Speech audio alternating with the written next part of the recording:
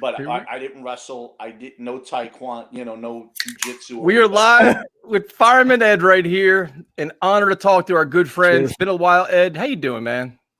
I'm doing good. I'm doing all right. I mean, doing as good as could be expected. The Jets it's a disaster. So that's always depressing because it's a big part of all of our lives. So I guess the first question I have for you is: it weird for you not going to games, man? Like with the whole pandemic and everything, all these games going on and not being a part of them, not going to them. Is that it's just strange, right? Yeah, it is. You know what it is? The game experience. I love the fans, man. To see all the fans and tailgate and there's so many. Listen, there's so many great Jet fans. We're so underrated in the league. I mean, listen, everybody thinks their fans are great. I just think the Jet fans are special because they're just wayward souls. I mean, they've never, we've never actually had our own home, and we're basically second fiddle to the Giants, and only because of success, not for any other reason, only because of their success. And obviously they're one of the original NFL teams. So it's always hard, just like with the Rangers, and hockey and the Yankees, those are just original teams. So it's hard when you come, and if you don't have success, you're gonna have a harder time, and the press is gonna be harder on you. Yeah. Ed, do you think it was a blessing in some ways that there weren't fans allowed in the building this year? Yeah, absolutely. I'll be honest with you. I could not handle this season. I couldn't do it. It would be really it was mind blowing what's transpired and everything, and the anger between us. There's so many things going on all around life in general, and I just think there's just so much division in the world. And then when you get football in it and they start getting political with that, where you're looking to just watch the game, bro.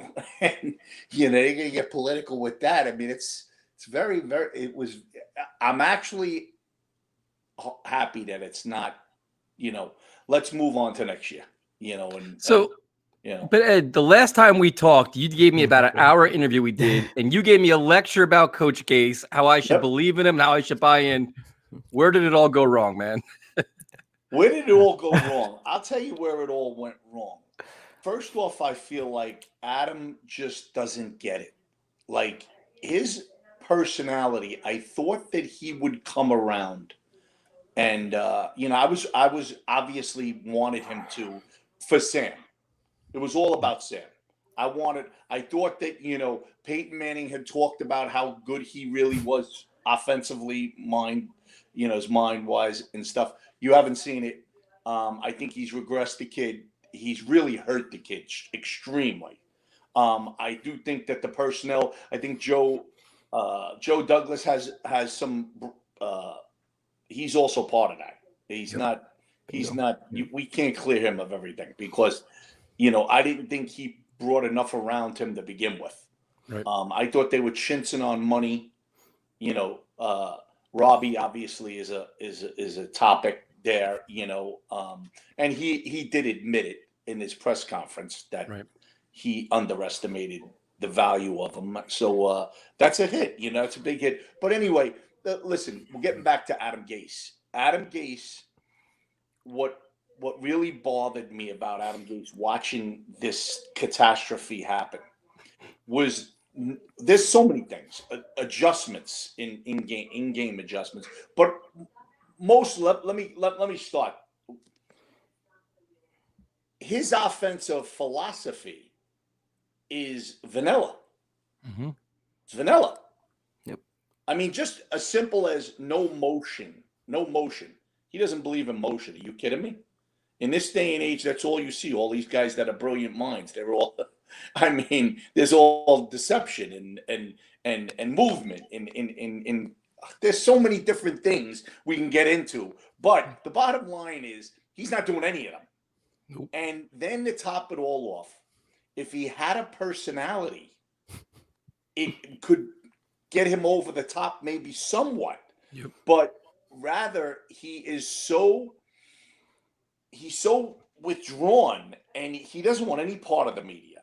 He doesn't know how to communicate with people. So if you look at him from what you see on TV, think about it's got to be the same way with the personnel, because we've all been around in life, and your personality is who you are.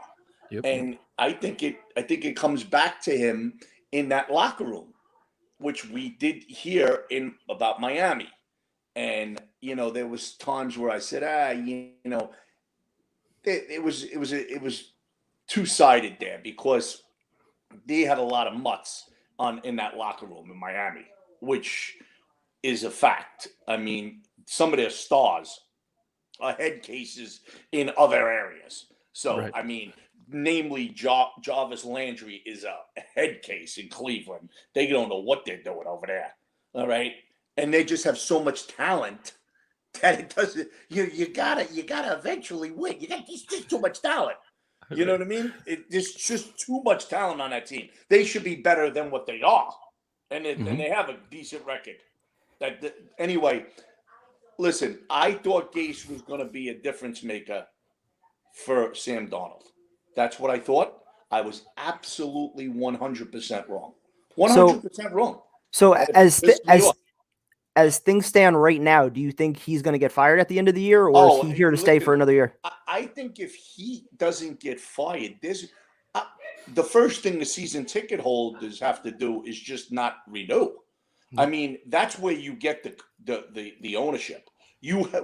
And I believe that the fans will not renew there. If he comes back, the fans will not renew. I believe that. And that's where, and I think Johnson is smart enough in that regard to know that there's no way you can't legitimize it. You know what I mean? Even with Trevor Lawrence? What do you mean? If they have Trevor Lawrence to try to sell with Adam Gase, do you think they might try to push that along? No. First off, I'm not convinced Trevor Lawrence is going to come here. I know if I was his agent and I was his family, I would probably try to pull an Eli Manning. Even with the coaching change? That's a different story. Okay. I can't make that statement because I don't know who they're going to get in. That's number one. So that'll happen before that happens. So for me to say that, I don't know. But I could see this kid not coming here. I absolutely could see him. First off, I'm not convinced that they're going to take him anyway, because the package that they would get for that guy. There we go. Is insane, the amount. Now, I'm still a believer in Sam Darnold. Tell him that. But, who the hell am I? Adam Gase, I thought, was going to be good. So, obviously my football acumen it needs to be adjusted, because I tell you what, if I'm so pissed off at Adam Gase and him not doing what I thought he would do, he's thrown us back, man. It's unbelievable. I mean, we're actually talking about the coat-tight era, which I mean, I don't know. Probably about worse Kev. than that. I know Tyson remembers it. I don't know if Kev. I don't know if you do. I was a kid. Those are some of my first memories. Yep. Okay. All right. And it was a disaster. And this is equal. The only difference, like I said before we got on the show, the only difference is we have a lot more draft choices and we have a lot more money than we did back then. Yep. Okay. So there's and I also do think the GM, although he's half and half this year, I do think that his draft class looks like he may have something there. It's a little early yet, but it sure seems like we might have something there. So what do you think about Sam Darnold, though, man? Because, my personal opinion is I think a change of scenery is best for Sam at this point, just to get the hell out of this chaos and move on. But would you double down and say, you know what, I'll keep him one more year and pass on Trevor Lawrence? That's an interesting question, because you're talking about, I mean, what are they going to get for that pick if they do wind up being the number one pick? Think about this kid's evidently can't miss. we've heard that before, but I mean, it sure sounds like it. But I'm a Sam Darnold believer. I think Sam Darnold is the goods. They've done nothing for him. What have they done for that kid? What have they done for that kid? This guy, all right, getting back to Gase, here's what really got me nuts. This is when I really turned on him. When he left that kid in, that stud left tackle, he left him in. Yep. And no, he put him in as an emergency. Against the Broncos. Emergency backup. Hurt. Yep. And how in God's name do you do that? Right there, that was my final straw. I went, wait a minute. This is the one thing that we could put our, we could grab onto and say, man, Douglas made this is a stud. I mean, you hear Brian Boldinger and when he calls him Highway 77, I mean, I go crazy when I hear that shit, and that's the one thing you're gonna put his career in jeopardy. You're an idiot. You're a complete buffoon. They did the same thing to Sam Darnold that night. Yes. And look what he's doing. And look what he did to Darnold. Darnold's hurt worse. Did it twice. This hurt worse. Think about this kid's. I met his family in Detroit. On his first night. You can't imagine how wonderful these people are. The father's a plumber. Yep. The mother's a teacher. They're down to earth, wonderful, wonderful human beings. All they said to me was, because I was so excited, for Sam, and they said to me, all this kid ever wanted to do since he's 7 years old is be an NFL quarterback. Okay? And that had to excite you as a fan. I know it excited the hell out of me that night. And to watch him throw the pick and then come back and destroy Detroit. I mean, look how crazy our fan base was. There was thousands of us there. It was a great night. It was a great night, and the future looked bright. So when I seen them get rid of Bowles and go, in an offensive direction, of course we wanted McCarthy, but it wound up McCarthy didn't want to coach. He did not want to coach because they said in the interview, because I know somebody that was in that interview said he was so indecisive, he didn't know what he wanted to do at that point in time. Now in Dallas, he doesn't look like he's doing much, but let's see. That's 1 year. That's not his guys. So we'll see about that. I'm not going to. Still should have went Matt Rule though. Well, we'll see about Matt Rule. Yeah. Well, right now, Matt Rule, we'll see about that. Yeah, but see, Ed, the one question I have for you is: do in life, we judge. We're right away. Oh, everybody's. Oh yeah, I know. But the one question I have is they're putting Darnold back in the game. They're playing Becton. What fucking role does Joe Douglas have in this? He can't, I don't give him a pass for any of this, man. They have to have a group decision saying, hey, what, is the kid healthy? Is he not? Can he go in the game? Joe Douglas has to be part of the decision-making process. Right? He's got to take some blame here. I agree totally. That's what I'm saying to you. There's something missing. Listen, this organization, there is something going on at the top of that organization. I'm convinced at this point. Yep. Well, that's a big problem. Okay, and there's just too many whispers in the NFL now at this point, yep, where it's like a disaster in the headquarters of the New York Jets, it's pathetic to hear that, and we don't know who it is. We don't know what culprit it is, but we know it is. But the other thing is, which is really, really killing the organization, has for years, is the media. The media is too powerful in that building. Now, they made a move to get rid of Manish Mehta, and they got him out.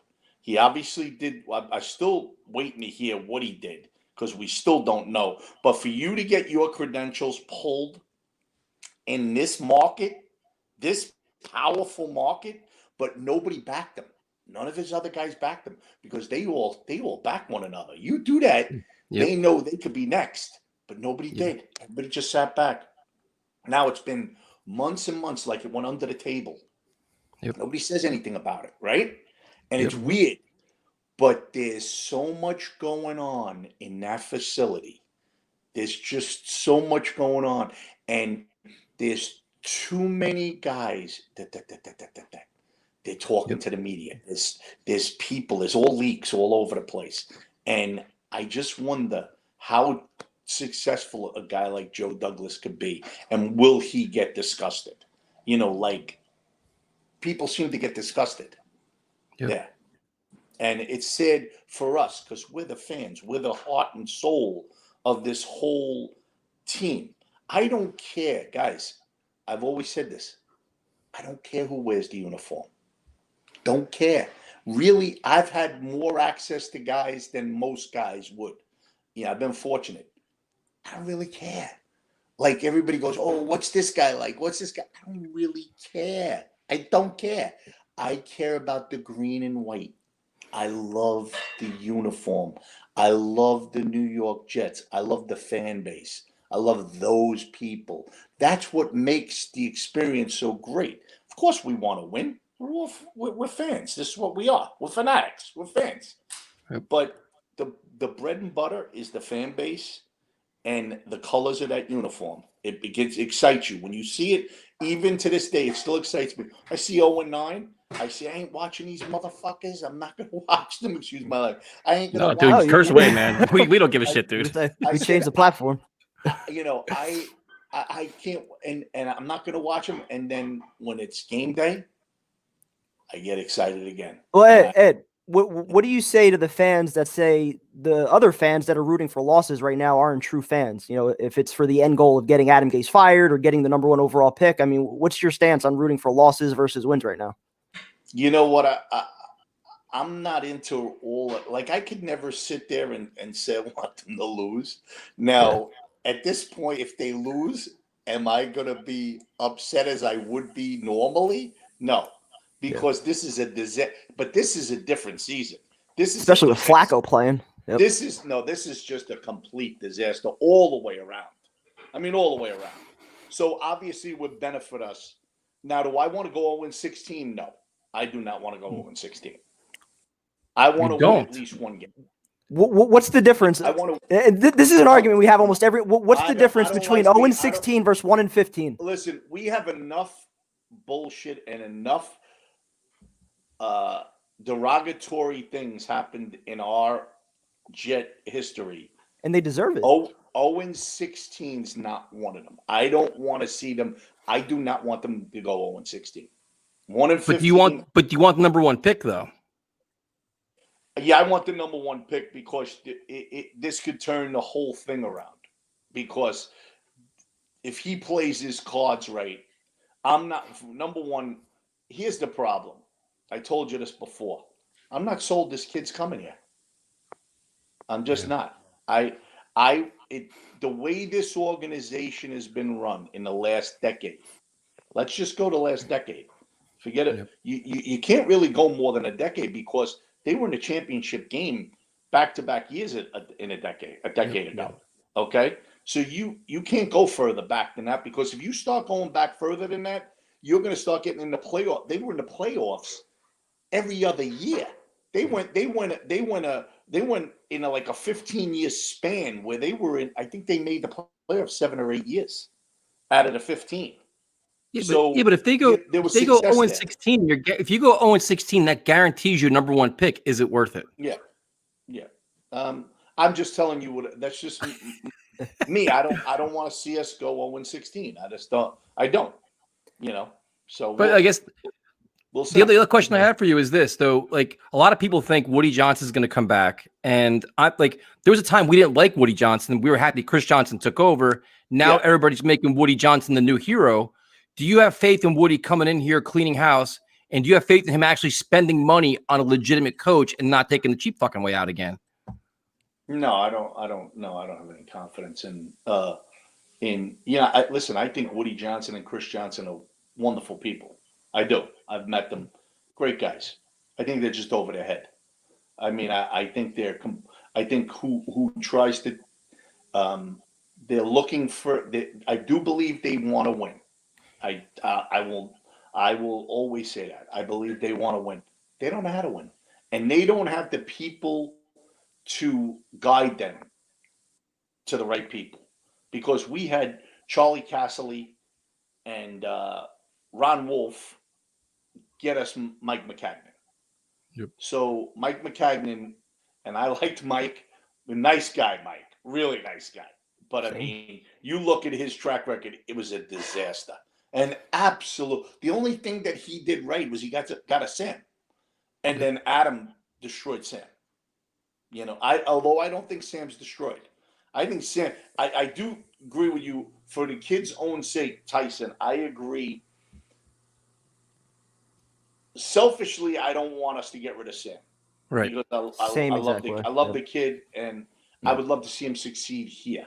And I think he's going to be a good quarterback. I think he's going to be a great quarterback. I don't think he's going to be good. I think he's going to, but I could see him going to the Steelers. I could see him going right to Pittsburgh and him just taking over right for Ben. I could see it happening. I mean, it just makes all the sense in the world because we can't get out of our own fucking way. We just cannot. We just can't. We can't do it. It's sad. Listen, I never talk like this. You always hear me positive. I got a positive spin at all times. Anybody that knows me knows that. I have no positive spin here. The only thing I'm grabbing at, and I'm just holding his leg, and I want to just hold him his leg. Is Joe Douglas? I'm praying Joe Douglas is truly the answer. I'm praying that he's the answer, because if he's not, we're gonna go another decade. It's gonna be another decade. Okay, and I'm 61. Do you think this offseason he's going to be allowed to pick his own coach, or is ownership kind of going to be involved with that decision making again? What I want and what I think are two different things. What I want is, I want him to pick his own coach. Do I think he's going to pick his own coach? No, I think they're probably going to be heavily involved. Yep. And this, once again, this is here's what I feel like, guys, and I think you'll really appreciate this, because you probably feel the same way. Here's how I feel as a Jet fan. I feel like I'm a fucking hamster on the wheel, and I just keep going and going and going and going, and I can't get off the wheel. I can't get off of it. It just keeps going and going. We just keep changing coaches. We just keep GMs. We just, we never ending rebuild. We don't have our own stadium. We have it comes out with the latest stadiums, in the last decade or last. We're the worst. We have the worst stadium in the last decade. And two teams paid for it. But you just think about that. That is just a disgrace. All right, and it just goes on and on and on and on. And once again, that I'm positive, but when I watch this and I see, but let me just tell you where this season started for me. Now, my life. I was a New York City firefighter, right?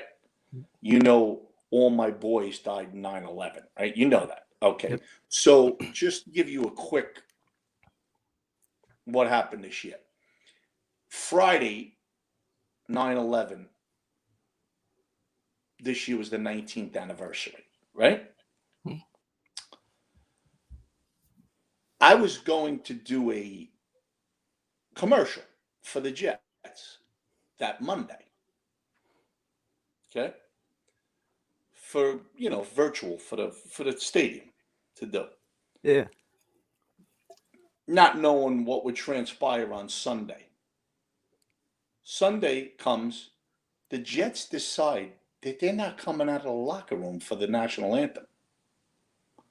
That goes against all that I'm about my whole life. My guys died 19 years ago. If they had to do it over again, they'd do it again. They'd die again. I can't. If you want to make statements. There's plenty of ways to make statements. That's not one of them. And I'm a believer in that. So I said to them, I will never I love the green and white. People can do whatever they want to do, and I can do what I want to do. My choice is I stand for the flag. I stand for the national anthem. It's the way it is. You do what you want to do. I do what I want to do.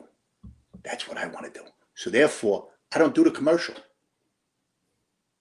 I'm out on the commercial. Because my brothers mean more to me than that.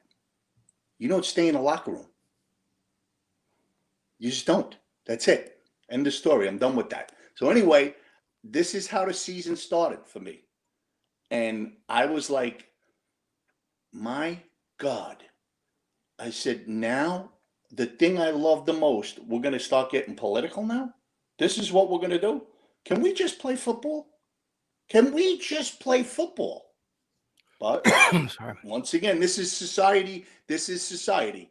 This is everybody's. It's just so divided, this country. It's incredible what's going on. It really is. It's sad. It's sad. And I believe that people have a right to do whatever they want to do. And I have a right to do what I want to do. And that don't mean I'm wrong. Sorry. There's only two. Listen, there's the only time you ever see me kneel is for the Lord Jesus Christ. That. Sorry. So what'd they say to you? Anything when you backed out? Did they say anything to you or no? They just said okay. No, they were. Well, first off, you can't. I sent it in an email. They're not going to email me back because that's just they can't do that. So they just acknowledge it through personally. They just said to me, we understand where you come from, and fine. We left it at that, which was, they keep it's. They're in a, what are they going to say? Yeah, they're in a tough spot with everything at this point. They're in a tough spot. You got there's a lot of personalities in that locker room. You don't know if all of those guys wanted to stay in that locker room. You're never going to know that. You're never going to know that. Right. You know what I mean? You can't tell me that all of those guys in that locker room wanted to stay in that locker room. You will never get me to believe that. That's just bullshit. But they got to be unified. So they did. Yep. And that's the way it is. So it is. So Ed, you look at this season like this, it's complete chaos. Everything's a mess. We're all hoping that Gase gets fired, obviously. Do you have any coaches that you want? Or do you like a Jim Harbaugh? Do you like a Bieniemy? Who do you like? I don't like Bieniemy. You don't like Bieniemy? No, I think he's a product of what he's got around him. He's got Andy Reid, and he's got the kid that's a stud. That's an absolute stud. So no, I don't. It's not like I felt like Eric Bieniemy was wow, what a mind. So I would avoid that. That I would avoid. That's the hottest ticket because look at the product. It's like Gase with Peyton Manning. Yep. He got his start. Think about it. Got his start. Peyton Manning. He got into Miami because Peyton Manning. So it just seems like Bieniemy. It just seems like Bieniemy is much more of a people person. Kind of relates to players a little bit better. I feel like he would command a little bit more respect. As a player. But now what you're doing is you're doing what the Jets did all these years. They go from one way to another way. They had Eric Mangini, then they went into. It's a constant. This is what we do. We're our own worst enemy. Listen, you want to get the guy with the most credentials. So that's Harbaugh, you want to get. Harbaugh is absolutely. Would I be disappointed if Jim Harbaugh came here? Absolutely not. No. Absolutely not. I would love to see Jim Harbaugh here. Do you think Douglas would sign off on Harbaugh though? I see. Here's the problem. You got a GM that's 6 years, right? Mm-hmm. Now he's got all the power. A guy like Jim Harbaugh, is he going to like that? Probably not. That's the problem. See, I mean, who do I want? I'm going to tell you the number one guy I want, but it's not going to happen. It's Sean Payton. That's who you want. Me too. That's who you want. Yep. I mean, but is Sean Payton going to come? I don't know if he has a rapport with Joe Douglas. Maybe they do have a rapport. You know, you don't know where these guys, you know, where their roots are, where they ran into one another. You know, Doug Peterson, maybe. You know what I mean? You don't know. You know, some guys, it'd be like, hey, man, I love Joe Douglas. And you don't know that. You know? So who knows? But I want someone established. Now, I want someone established. Now, whoever that guy is, do you think that's ultimately going to be the deciding factor on what happens with Sam Darnold, whether or not they'd be willing to trade the pick, if that guy's willing to work with Sam, or if he wants to start fresh with somebody else? I think here's what once again, this will be what I want and what I think's going to happen. What I think's going to happen is if the kid wants to come here, Trevor Lawrence, that's what's going to happen. That's what I think's going to happen. But only if he wants to come here.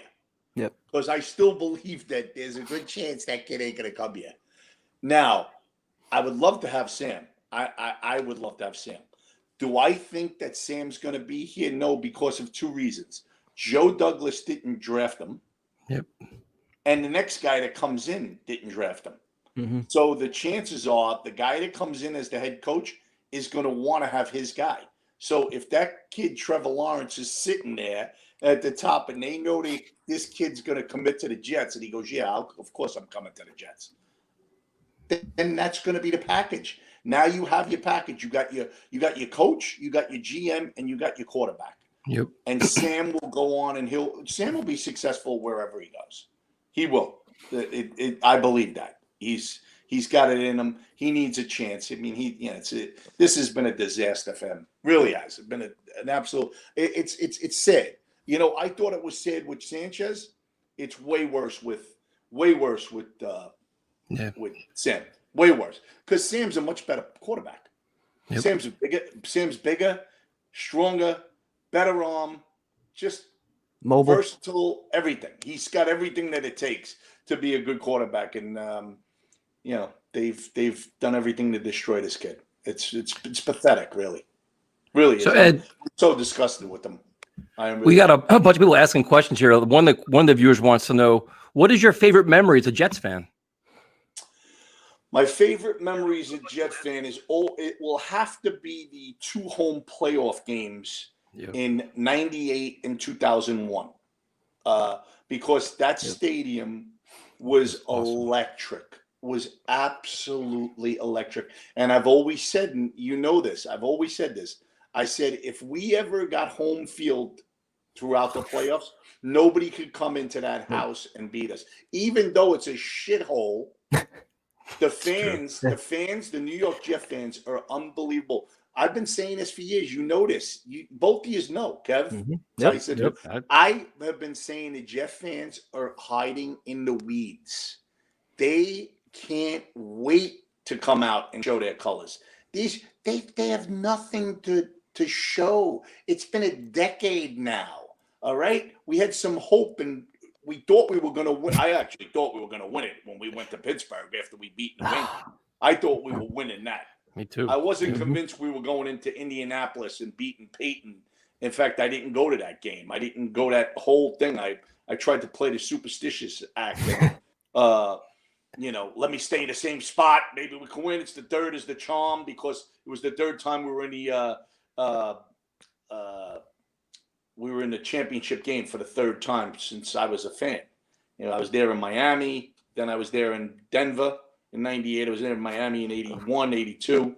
Then I was 98. I was there. So I said, all right, let me stay home this one. The third is the charm. Thinking, we'll go to the Super Bowl. It didn't happen. All right. So the following year, I said, fuck this with the superstition. I'm going. And, you know, I thought after we beat New England, we went in to beat Peyton the first time to knock him out after he knocked us out. Then we go to New England, and we go up to Pittsburgh. I thought for sure we were winning that. I thought we were winning that, and it didn't happen. And it's been a disaster since. It's actually been a disaster since that game. It has been. Now, the other question they have is, what do you think is the best Jets team you've seen? Like, I think that 98 team, for me personally, was the team with Parcells, and they were loaded with but what is the best team you think you've seen?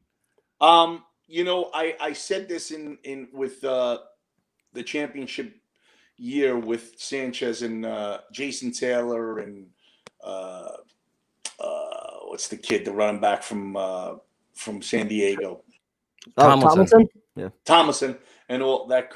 That was a good. We had a really good team, but the '98 team, I think the '98 team was probably the better coaching team. Parcells was that would be why I would say that team was the better team because they had a better coaching staff. What about 2008 prior to the Favre injury? That was a good team too, but no, I think the '98 team had it all. They had it all, and I actually, I was in Denver. We were up 10-0 in the third quarter, and man, it was cold. It was cold, and they scored 23 straight points. I still haven't looked at that game. I'm still disgusted. Oh my God! I'm disgusted. No, I mean it's what 22 years. Still makes me angry as shit. I mean it's incredible. I was 39 years old at that time, and man, now I'm 61. I mean, and it's just years are going by. I'm saying to myself, what the hell am I ever gonna see this? All that time and passion that I put into that goddamn team, and that's probably why I stay more than any other reason. I stay because I put so much time and effort into trying to make a difference, with the fans, and to watch someone else to do it just. I just want us to win, and the one thing is, like, we know you both very well. We know all the shit that happened, and there's all these fucking rumors like, oh, Fireman Ed quit on the Jets and all this shit. Can you kind of just go? You told the story a million times, but just go over it one more time, because I was actually there the night it happened. But can you tell what happened and why you stepped down? That was a culmination. I mean, you got to remember something, that it's actually perfect timing, because what you see in society right now, right, with these phones, you see everybody, any incident that happens, it's like, everybody's got their phone out, right? Everybody's got their phone out all over the place. Oh, well, think about it.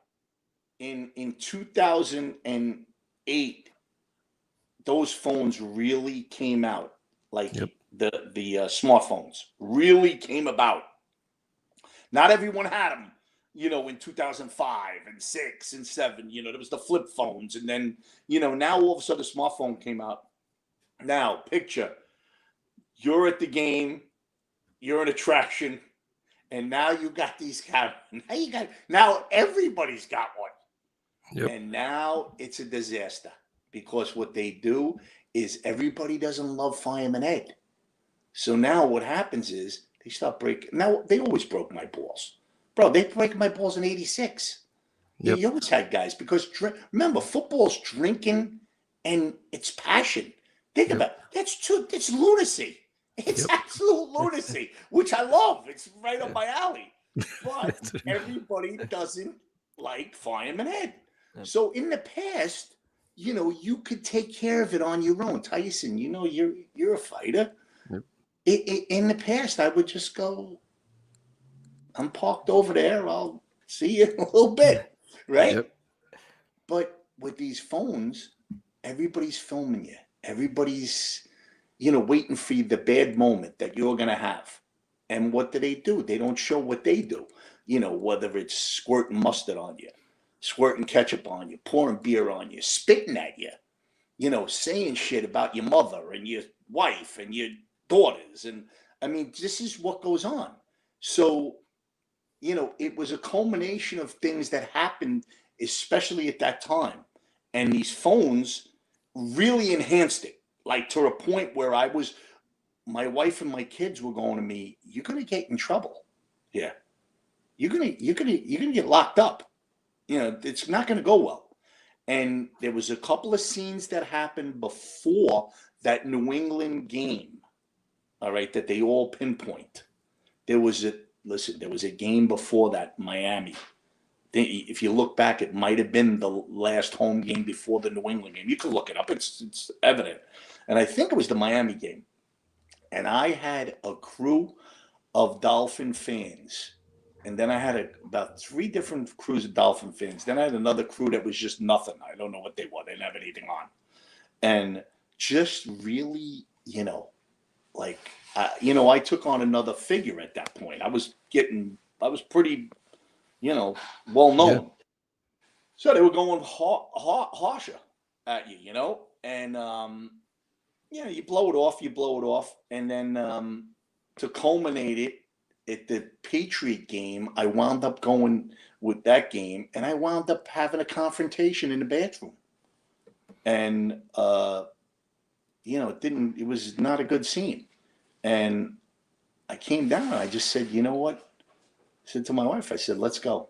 I said, because I thought it was for sure something was going to happen there, because it wasn't good what happened. So I said, let me get out of here.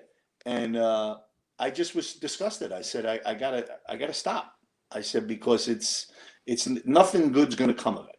You know what I mean? And now did I stop being a fan? Did I stop going to the games? No, I was like a lost puppy. I was walking around the stadium. We would see it. I didn't know what the hell to do, but I just said, I can't do this. And it took me quite a few years to just, I was at every game. A lot of times I would sit up in, my buddy was a lawyer. He had a box. I used to go up there and sit up there. And of course I'd be chomping at the bit watching the Jet chants going on and go, but, then some things happened and whatever. But, everybody's got, listen, when you're in the spotlight, that's the way it is. People are going to say what they want. They believe what they want. And remember, the ones that hate you, they're going to hate you. It doesn't matter. It doesn't matter. I could do a million things. I could do forget it. All right. And they still hate you. So that's the crazy thing, dude. Like we've known you a long time, man. You do all kinds of charity events. You do all these fundraisers, all these with no publicity. Like you know what? You do all those things. When you do those things, you do those things from the heart, and that's the bottom line. Nobody knows about that shit. Or any of that stuff. That's not for me to say. I'm just glad I can make people happy by doing stuff like that, because there's a lot of people underprivileged and sick, and especially the kids. When you go and you do things for the kids, they don't have a chance. You know what I mean? So you always want to do the best you can to make them happy. So those are just things you do. That's anyone would do that. I'm no different than anybody else. I'm just fortunate that people love you. That's the side where they do love me. And so of course, when you have that hatred of some meathead that's double fisting with his beers, do I want to wring his neck? Of course I do. We're men. I mean, and these guys. Let me tell you something. These guys get out of control. Yeah, these guys are wise asses. And they really are. But they're not tough guys when they're alone. Nope. You know that. That's the way it always is. You know the way it is in life. I'm now 61 years old. My wife still gets mad at me. She says, "You gonna grow up? I mean, are you gonna calm down?" I says, "If I grow up, you're not gonna like me. You're not gonna like me." So it's just the way it is. So that's football, But as far as that's what happened in the stadium. I didn't quit on the Jets. Listen, I could quit on the Jets. I went through the co-tight eras. We went through, the years we went through. Yeah. I've been doing it since 86. And you could go look at the years, and the footage tells the story. Let me tell you something. There was games there. We had 10,000 people in that stadium. Yeah, I remember. Yep. And me and my brother were doing our thing, okay? And with those fans, I'm just another fan. They just happen to listen to me. I don't take that for granted. I never have. I'm humbled by it. I feel, I love the people. They've been great to me overall. When we talk about the idiots, those are only a few. There's 99% of the fans are outstanding. They're tremendous. The Jet fans are outstanding, bro. Listen to me. We get a bad rap. You got meatheads, but there's not as many meatheads as you think. They just like to make fun of the Jet fans. They like to, make us look like idiots. That's just that's the way they like to make the Jet fans look like, But I know the Jet fans are so passionate, and they're loving, and they're great people, and they love the game. They want to win. Well, it's funny. It's funny you say that, Ed, because we have like a bunch of comments on the side as we're talking, and there are so many fans that want to know how they can get something signed by you, like a helmet or their pictures. Is there anything they could do? Do you want them to email us and we can email you, or like there's guys saying they want their stuff signed by you? They can listen. Just go through you, and I'll do whatever. You know that I'm always we'll have them email us, and we'll get it. I've been doing that for years. It's funny because the thing I wanted to tell you, Christian Dyer, Christian from Sports Illustrated, great guy. Christian's a great guy. So he does an article and he tells me, he shocked me because he says, I looked into the fans, in the NFL, and he says, you're doing it since 1986. So he says to me, he goes, that this year coming up, he says, will be your 5th decade as an NFL fan. And I said, what? And he goes, 80s, 90s, 2000, 2010, 2020. It's your 5th decade. He goes, we were trying to figure out in the NFL fans who's been around that long, and he goes, it's and I was like blown away. I did, you don't look at that, you don't think of stuff like that, you know what I mean? But what it made me feel was old. Like, oh Christ, 5 decades. Yeah.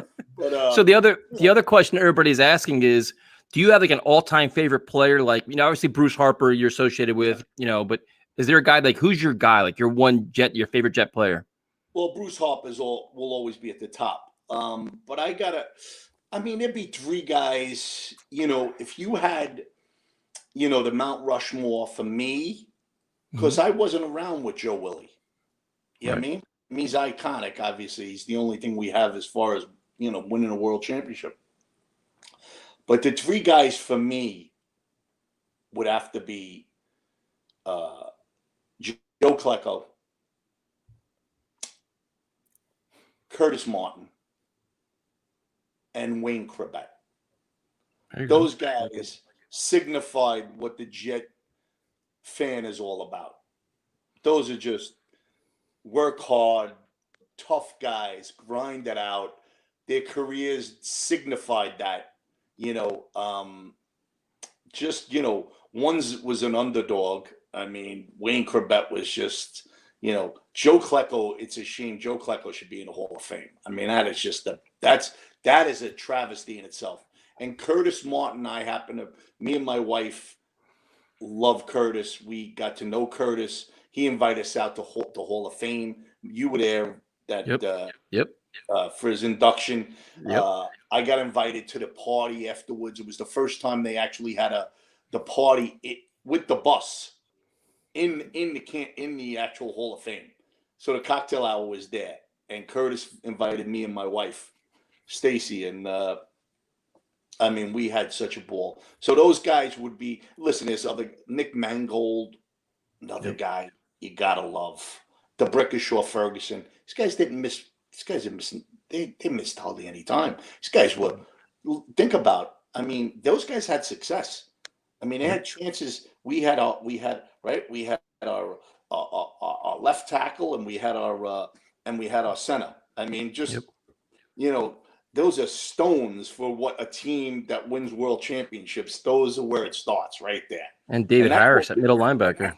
That's what we got to go back to. That's what, to me, I want them to draft a center this year. McGovern's okay, but I would like to see him be alongside this kid, Highway 77, and have those 2 cornerstones, and start from there and see where we go, The other thing is, what's with CJ Mosley? What is happening? What is going on? I don't know. Such a mess. It's just crazy. This Jamal Adams. You can't tell me when you watch tonight game, you can't be telling me you're rooting for the Seahawks. This guy, I love this guy. I loved him. But do you know what those players are saying after what he said this week? Can he bury himself anymore? Really? Is there something wrong with him? I mean, I think It's it's crazy. crazy. He's saying he's staying home. He's in a dark spot. Yeah. I mean, listen, it may run a little deeper than that. I mean, this guy's off the wall. He's telling that all those players didn't want to win. You believe that? Because I don't believe that. You can't tell me that those players didn't want to win. And I'm telling you, those guys want to. Some of those guys I was trying to figure out when they play the Seahawks, who's going to go after them. I would think Alex Lewis is going to be one of them because he's half a nut. So I would think Lewis would try to go after him. You know, I'm thinking on the offensive end of the ball. Yeah, of course. You know, what do you think about Marcus May? Do you like the way he's playing? Do you try bringing him back, or are you kind of? I mean, what is he right now? Nah, would I put my money into that? No, I wouldn't put my money into Marcus May. No. This kid Ashton Davis looks like he might be something.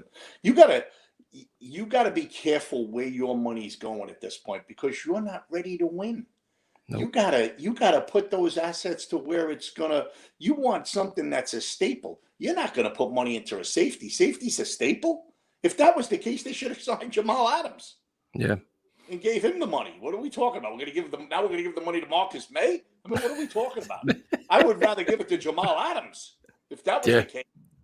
So no, I wouldn't give it to the safety spot. There's listen, the first thing that we should be doing, fellas, is loading up on the offensive line. Just load up on it. And receiver. Load up on the offensive line. And obviously weapons. But the offensive line is going to win you games.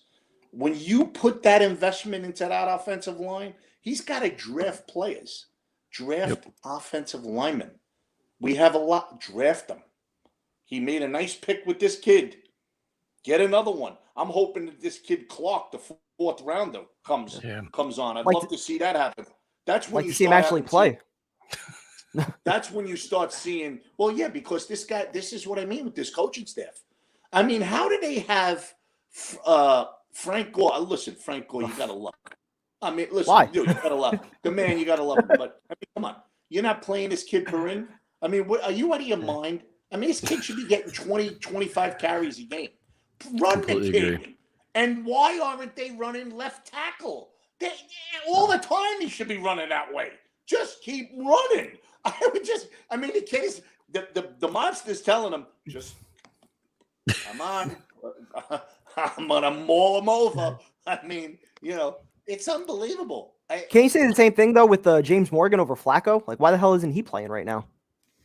I have no problem with that. I would be in agreement with that. I don't have a problem with that. But this guy wants to win games because understand, he wants to win games. He's trying to keep his job. He should be fired already, though. Yes, he should. But he's not. Listen, he's playing who he thinks is going to give him a chance to win. That's the bottom line. I mean, is it right? Do we like it? Of course not. We want to see all the young guys playing. So Joe Douglas would have no authority to be able to say, hey, season's 0-9, we need to get our rookies. And there in itself is we can go back to the question you asked me. Yep. Do you think he's picking his coach? This is what scares me because there's decisions made in this organization that don't make any sense. Is this guy running the show or is he not running the show? And it sure seems like he's seems like Adam Gase is running the show, yeah. Yes, it doesn't seem like, and it's scary. It really is. I mean, when you look at it, you just say, you want to love them so much and you just say to yourself, what the hell is going on, man? What is going on? But in your heart, do you think they're going to fire Gase at the end of the season? Do you think there's a scenario where they keep him at some point or no? No, I don't see any way they can keep him because I really, for the first time, believe that the fan base will revolt. Yep. I do believe the fan base will. And a revolt is when you don't pay for your tickets. You don't show up. Yep. And that will signify what happens. And I believe the fan base will not. I believe what they've seen right now, what they're looking at, there is no way you're going to see people. They're going to have a hard time getting fans there to begin with. Yep. So, yeah, I mean, these got some major decisions to make. And once again, where are we? We're a hamster on the wheel. Here we go. We just keep going. I mean, can we get the hell off the wheel? I mean, can we get off the wheel? No. And just here's the biggest thing with the Jet persona. We just have like a black cloud, and I think the black cloud is the media. The media portrays the Jet fan as this pathetic idiot that doesn't know anything, and it's so disheartening and disgraceful. That media of ours overall, there's a couple of guys I like, but most of them, they're just not genuine people. They're rotten. They're just rotten. Yep. They just are, and they like to kick us when we're down, and it's and Lord knows they enjoy it. For the decade we've been down. Listen, we're still going to be there. We're always going to love them, and hopefully one day we will rejoice and we'll look back and laugh about some of the stuff that's happened. But right now, it's hard to really crack a smile. Well, so Ed, first of all, we want to thank you. You gave us almost an hour. First of all, thank you for that. Do you have a message for all the fans out there? A lot of people want to get an autograph or picture, stuff like that. But do you have a message for all the fans out there, man? Yeah, my message to the fans is, and it always has been. Listen, we are wayward souls. We always have been. And until we get our own stadium or have the elusive world championship, we will be wayward souls. But that makes us stronger. That makes us even better, because an underdog is always a story. It's always a story. And our day is coming. It's coming. I'm telling you, our day is coming. We got to believe in Joe Douglas. It's the only thing you could hold on to. You hold on to his leg and you hope he pulls you down the hallway. He pulls you down that hallway and gives you some reason to be optimistic and able to make this thing happen. I do believe the Johnsons want to win. I do believe that. I don't think they're there and they just don't. I just think they're clueless. I think they don't have the right people around them. They just don't. They're not getting guided the right way. And I'm hoping that maybe Joe Douglas, this is what we have to hope for. So this is my message to the Jet fans. Hope that Joe Douglas is successful with this rookie class. It's his first year. You want to see them all. You want to see Mims, and you want to see the tackle, and you want to see Ashton Davis. You want to see these guys that he drafted have an opportunity to, where you get excited. Perrin and maybe Clark gets in there in the game, and we start seeing these guys. Hall. This is what you hope for, and you build from there. I don't want to see us go. I want us to get one win and still get the number one pick. I'll give you that. That would be ideal. As long as Darnold's playing and not Flacco, I could sign up for that. Yeah, I mean, I just hope Sam's shoulder's okay, because it's really that kid's done everything that he can. He's a good kid. He's got plenty of talent, and they just have really just put an anchor on him. And really, Gase should be ashamed of himself. Really, I mean, he should be ashamed of himself, because I thought that Adam would I thought that he would lighten up and make the atmosphere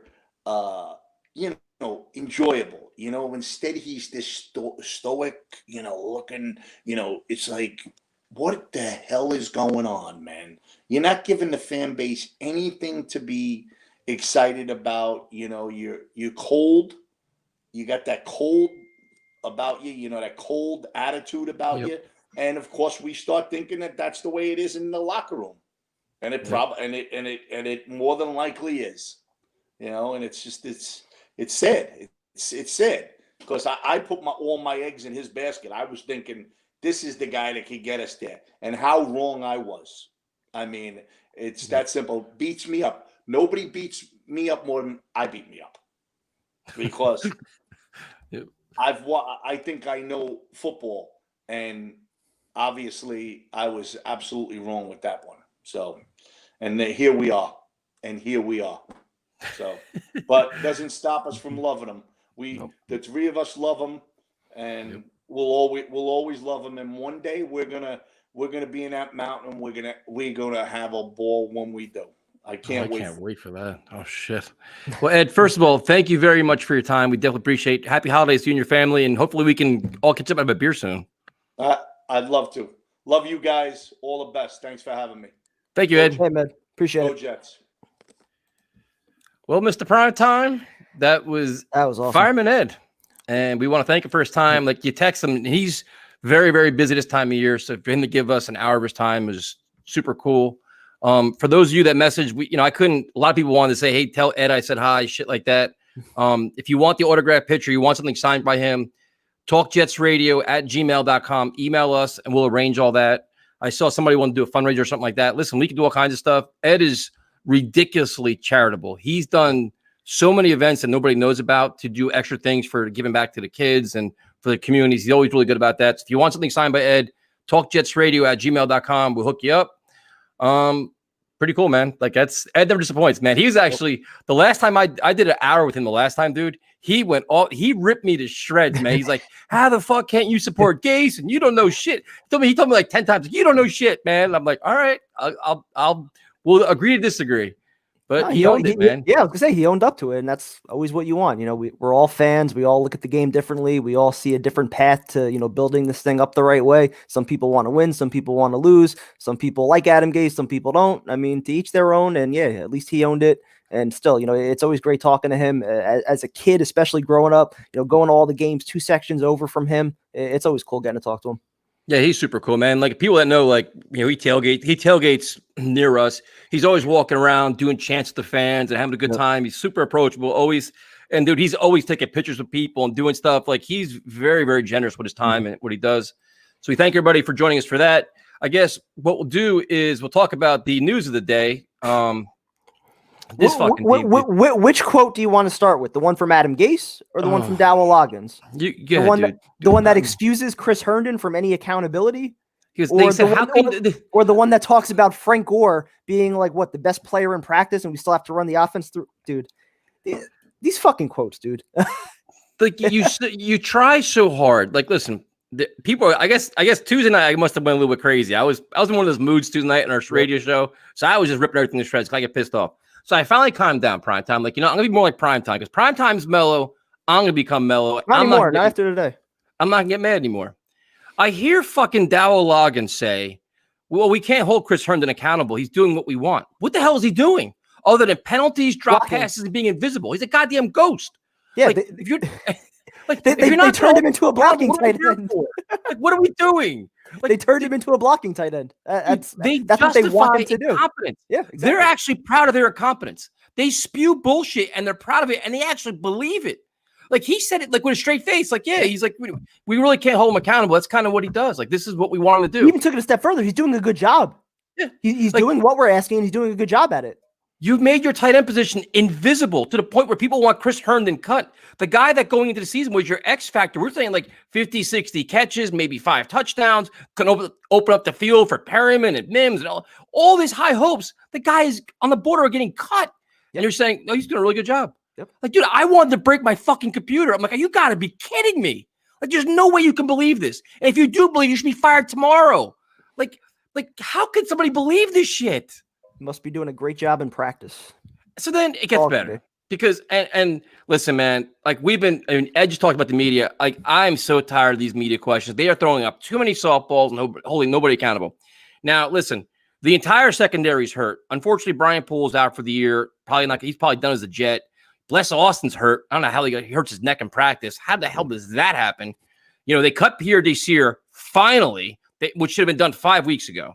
So the good thing is you got rid of some Deadwood and Desir. Unfortunately, Brian Poole's out. Bless Austin hurt. Really sucks. But now you have a completely rookie secondary, which in theory is a good idea because you know what? If you're going to lose young. That's good, dude. So now you're playing the young guys. All your secondary players. Ashton Davis is going to play. Denzel Mims is on the thing. We just talked about why, if you're going to play young everywhere, and you boast about playing young players, you're actually proud of it, you're going to start Frank Gore and feature him. Why? There's no reason to it. You say, listen, Frank, we respect you. If anything, dude, I'd cut him so we can sign somewhere else and play for a playoff team. Yep. Do him a solid like you did Steve McClendon. Do him a solid like Avery Williamson. Let him go and let him just go. Le'Veon Bell, let them go somewhere else and win somewhere. Why feature him? It makes no sense. And why play Joe Flacco? And the better thing is, this is the quote that got me, dude. Wow, I tried so hard to be calm. I almost made a video, but I'm like, you know what? I'm not going to be that asshole Jets fan that complains every day. Well, guess what? I'm the asshole Jets fan again. They said James Morgan's not even ready to play this year because they have no preseason and limited practices. Oh, shit. You know what? I didn't realize the 31 other teams had preseason games, and they have that. I didn't realize that the sixth round pick the Jaguars just played and threw for 200-something yards. All these other fucking quarterbacks all across the NFL that are dealing with injuries, no preseason games, they can play, but not our 4th-round pick. Nope. No way, man. The Jacksonville Jaguars are basically in the exact same boat that we're in. They have 1 win. We have 0. They're pretty much, in the talk right with us as far as tanking and the discussion for Trevor Lawrence. They're playing their 6th-round draft pick, and he's gaining experience. He's gaining valuable reps. He had a lead in the 4th quarter against Green Bay. So that's exactly what you want. When you're tanking, when your season has no meaning, you want to find building blocks. You want to find answers to questions. Even if he's not your future starting quarterback, can he be a backup? Can he be a guy that we can rely on for a game or two if our starting quarterback gets hurt? Like, those are questions you want to know. So why the fuck aren't we finding out about James Morgan? If you thought enough of him to invest a 4th-round pick, why is he not on the field when your team is fucking 0-9? Why are you not featuring LaMichael Pirine? Why is Frank Gore at age 37 your feature fucking running back? It makes no sense. Dude. It gets better, though. So it's like, all right, so if you don't have these preseason games and you don't have all this, it's the goddamn bye week. How about this? You have time to coach. There's this word that you try to use, coach. You coach your goddamn player. I mean, how hard is it to hand the ball to Frank Gore on 1st down? I know I can do that shit. 1st and 2nd down's a handoff. You mean James Morgan can't do that? He can't hand the ball off? Like, dude, the incompetence gives you a headache at this point. Like, I tried, Kevin, I swear to God, I tried so hard, dude, not to get mad. I saw those comments. I'm like, you know what? Thank God I had to go train because I would have just been unloaded on Twitter. I probably got banned by half the team because I would have went nuts. It honestly feels like they're trying to troll us based on the few interviews that we've had with Adam Gase, where he pretty much says the same thing. When he hypes up, back on. I need Gase back on immediately. I may need Gase tomorrow night, to be honest with you. We may have to do it. I mean, and there's demand for Chris. Like, I want Chris Johnson. I want Joe Douglas. And I want Adam Gase in the next 2 days. Like, it hasn't happened. I'm fed up. We can make tomorrow basically like a roundtable, or we can go from Adam Gase to Joe Douglas to Chris Johnson, try and get them all on to. It has to happen, man. Everybody's asking for it. I need Adam Gase on immediately. I have to. Like, I'm fucking tired of this. I can't take it. And to answer these questions, Tyson needs sunglasses. Maybe that'll mellow him out.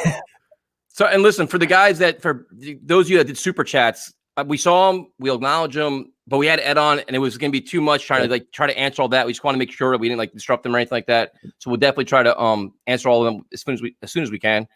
I mean, it's just so hard, dude. Like, you try to understand, and I was excited. I'm like, all right, listen, you hate seeing Poole go out, but all these young guys playing, you're all these young, you have Bryce Hall, you're gonna have Guidry, you're gonna have Lamar Jackson, Ashton Davis, a whole young secondary. If you're going to lose young, let Zuniga play. Henry Anderson's unfortunately banged up. Good. Sit him on the fucking bench and he'll play. Yeah.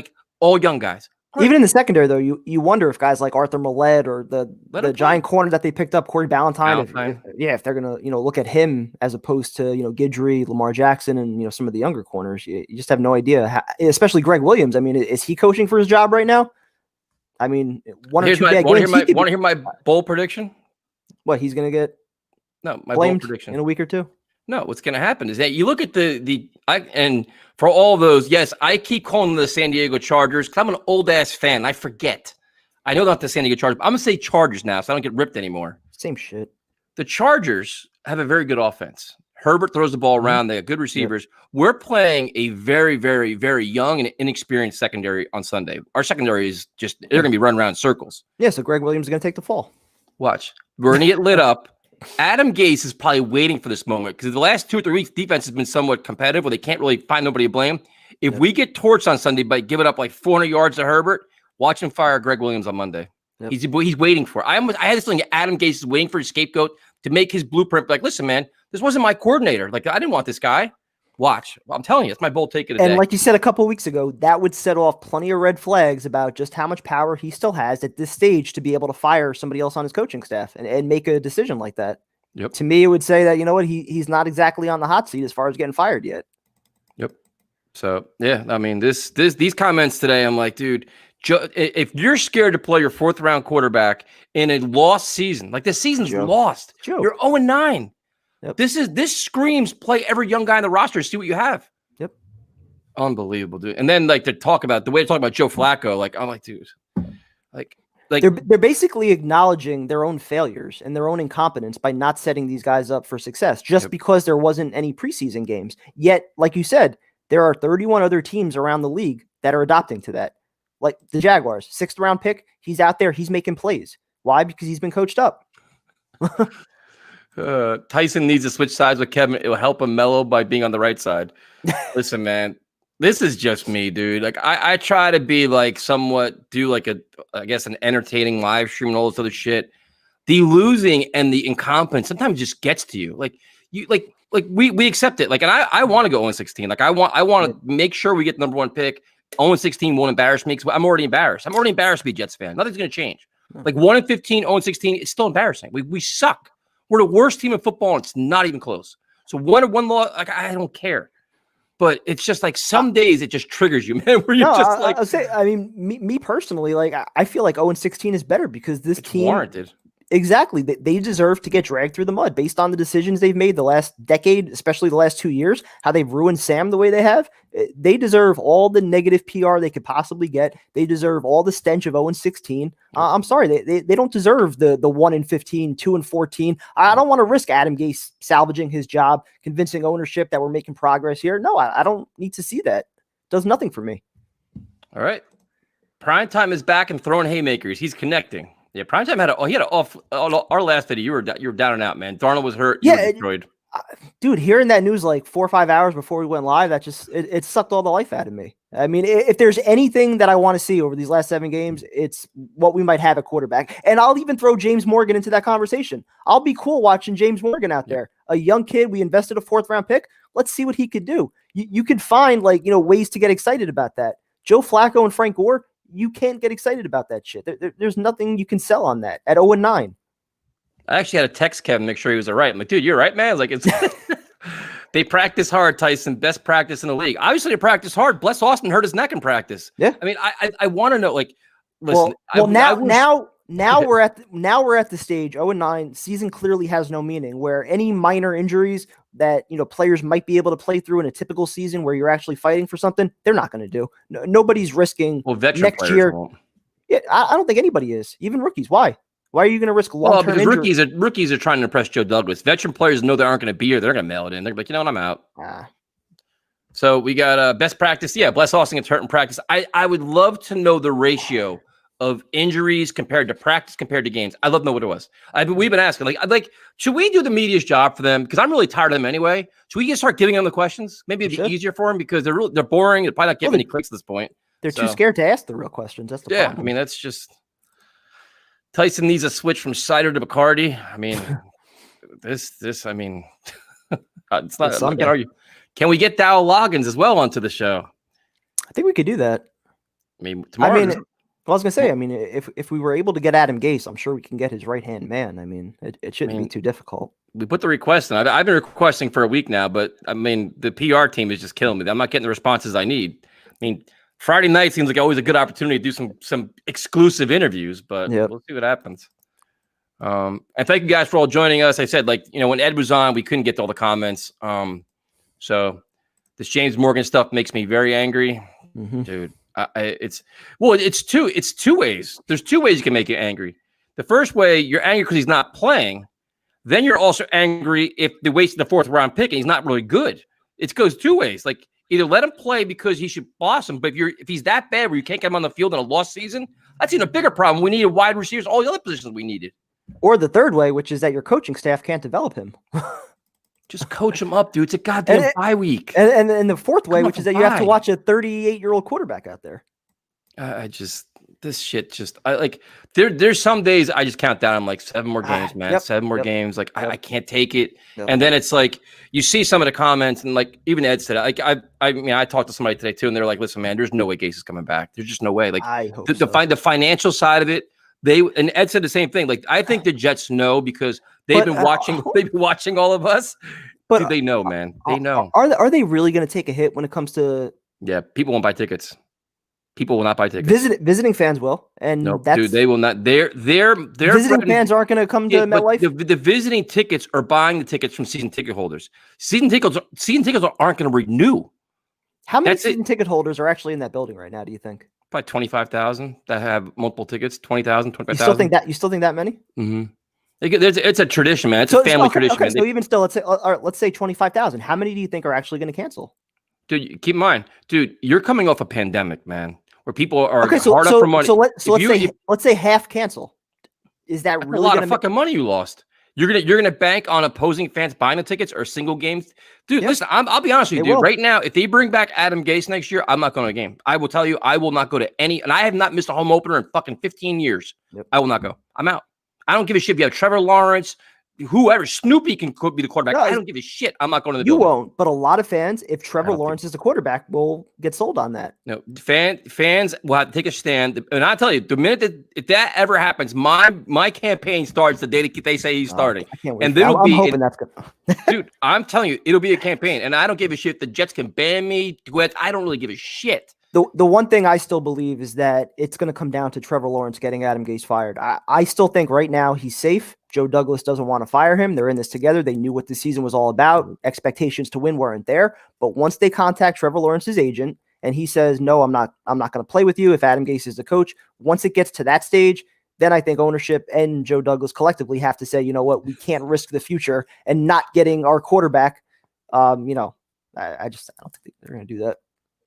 We miss Snoopy. Snoopy better than Trevor. Some of these comments, man. Like Surprised he's not better than Sam. I'll tell you the perfect time to do the best thing about these live streams is the interaction with everybody. That's all to get me through half this shit because I'm just an angry dude, man. Like I'm angry all the time, and this at least makes me laugh. So this is the perfect time for fans not to go. People that have no cash. Well, not even that. It's with so much going on in the world, and it's so chaotic, or like that.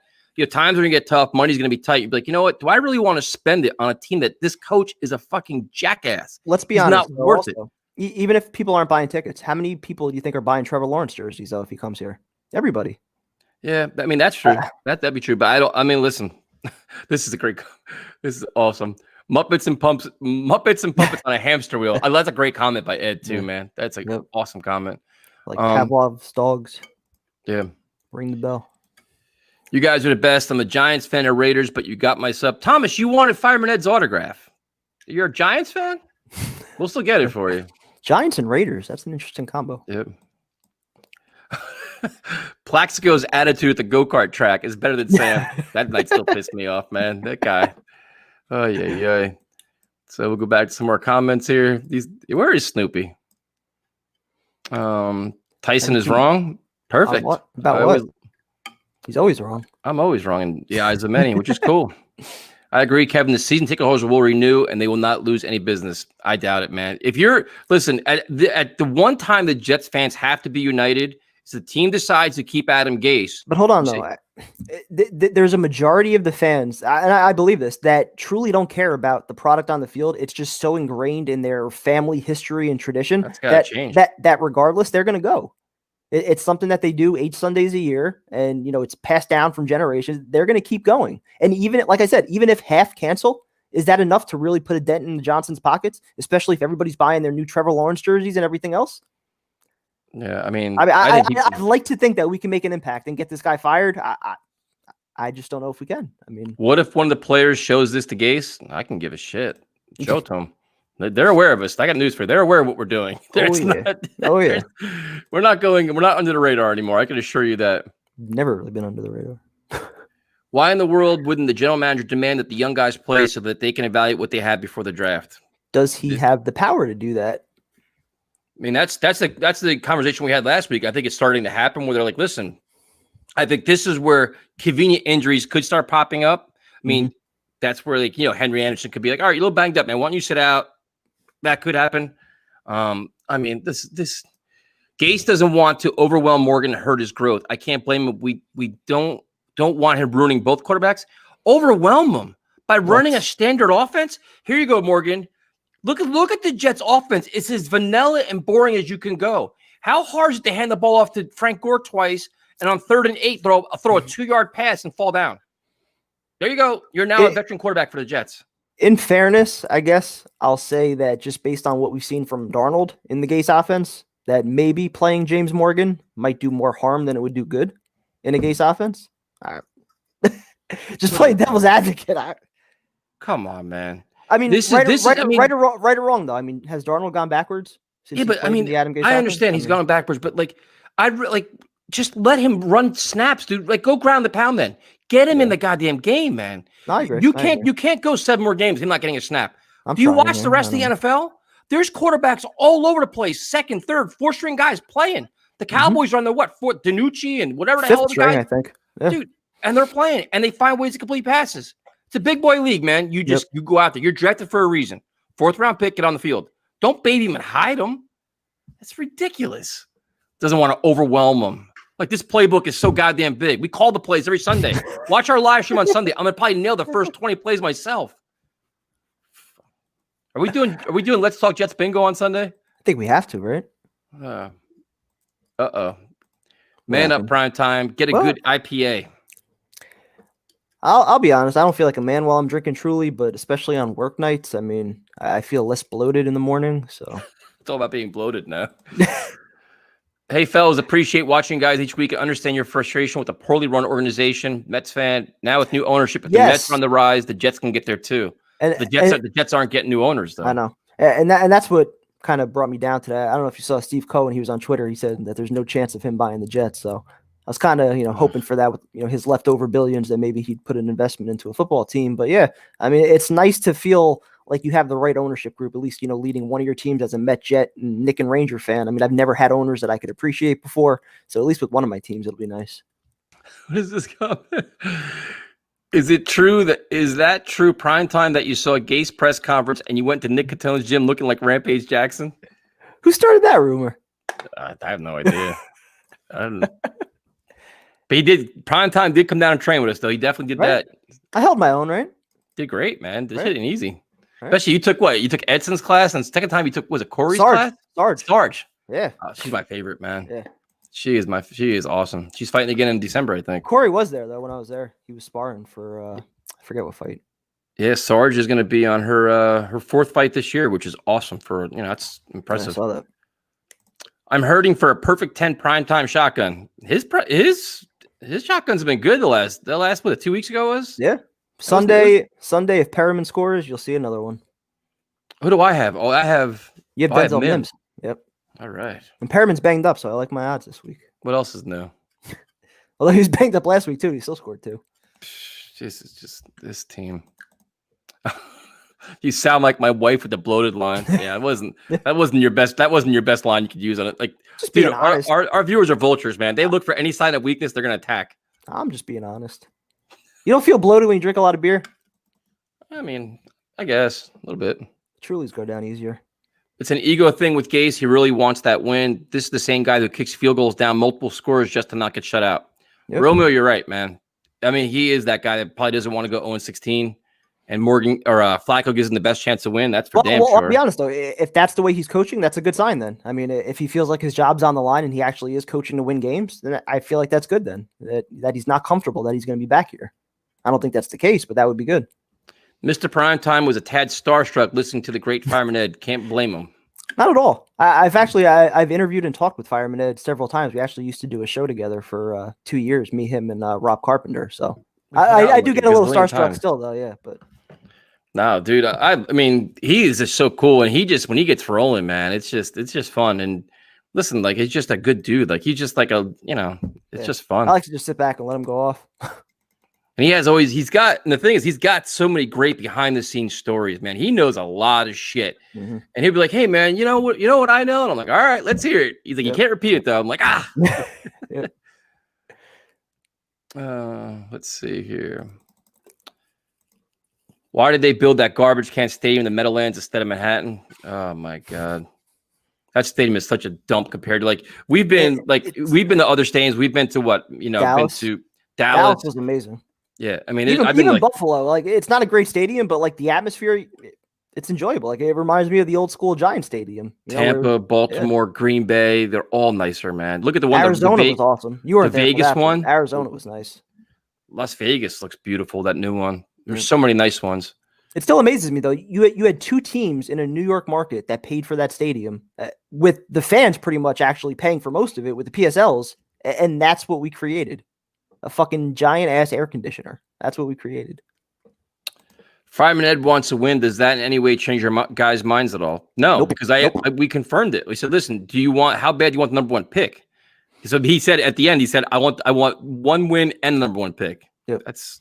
We all want the same thing, man. Doesn't change my mind at all. And again, the number one pick, it's a path to several things, possibly the right coach. And then whatever that coach wants, whether it's to trade or starting over with a new quarterback, you have your options available. So.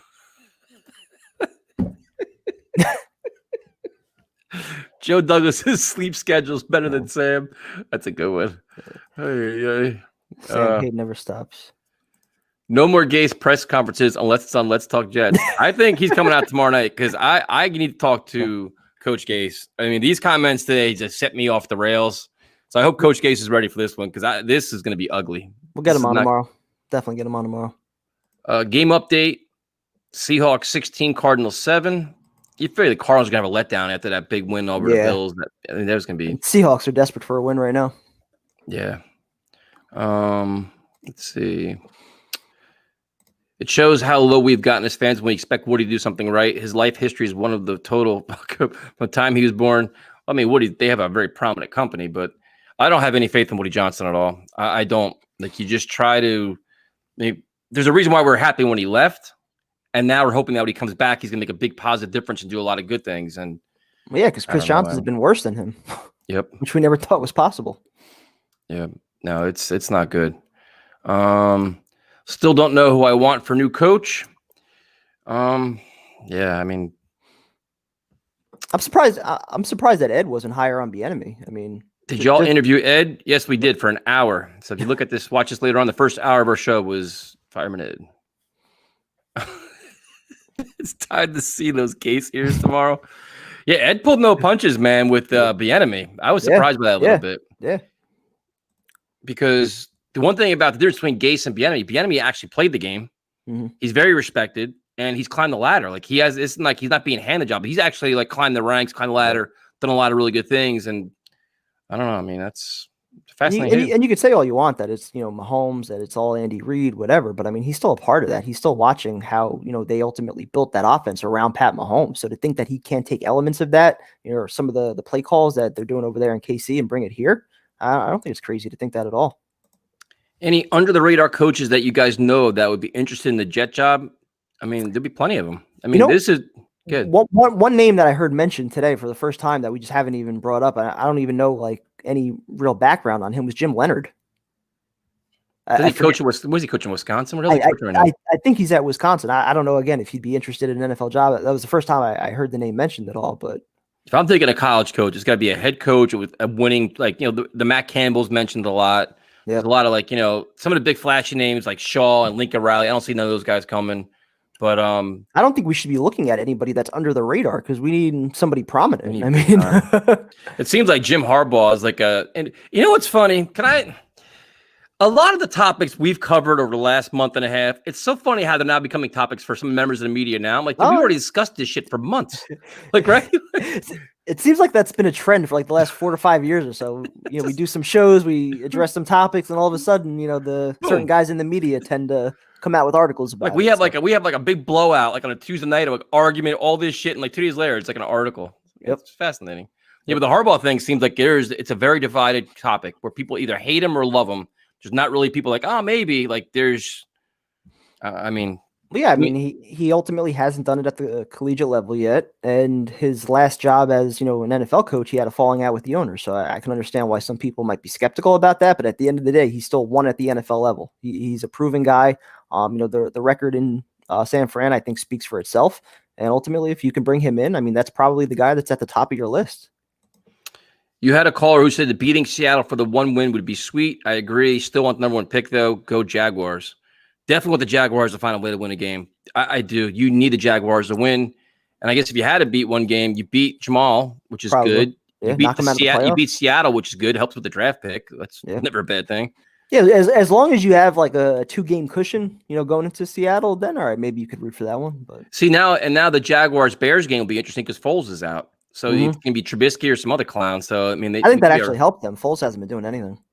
Well, Trubisky's terrible too, man. Yeah, he had some time to watch. It was so funny. Was it you to ask me about Matt Nagy? Yeah, I did.